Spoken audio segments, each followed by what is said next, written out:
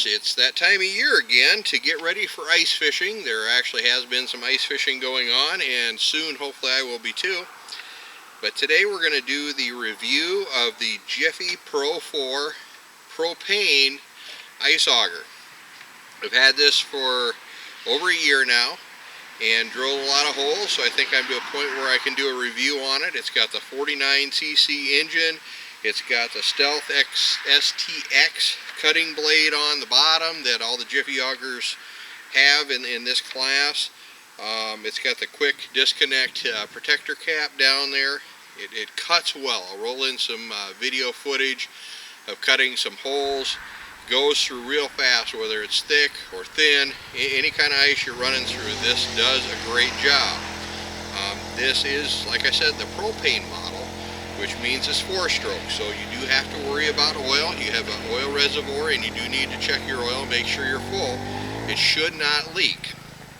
Now, if you have an issue where you're having leakage on your Jiffy propane auger, take a look at how you are transporting that auger. On these augers, on this particular model, the 49cc model, I've heard that the smaller models must not have a breather on them, so they're not sensitive. But on this larger engine, the 49cc, it has a breather tube that you can see right here that runs to the carburetor from the crankcase. If you lay this auger down in that direction, with that orientation, the oil will run through that breather tube and come out your carburetor, and you don't want that, obviously. So when you transport this auger, you need to set it down so that the air filter is up. That way you're not leaking oil. And now I've set up my auger carrier on my ATV so that it has a plate sticking out so that it will sit underneath the exhaust size on this, so it won't spin around when I'm driving around on the four-wheeler and leak oil.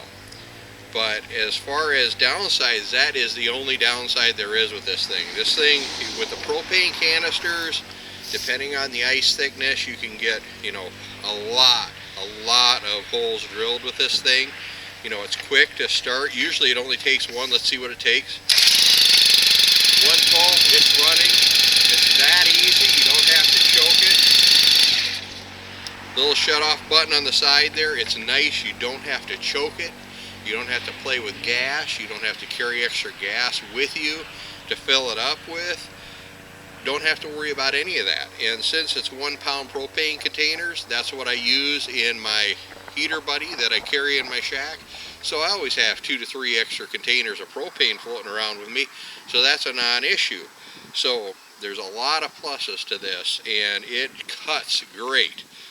Like I said in the video I roll in, you see me cutting a lot of holes relatively fast.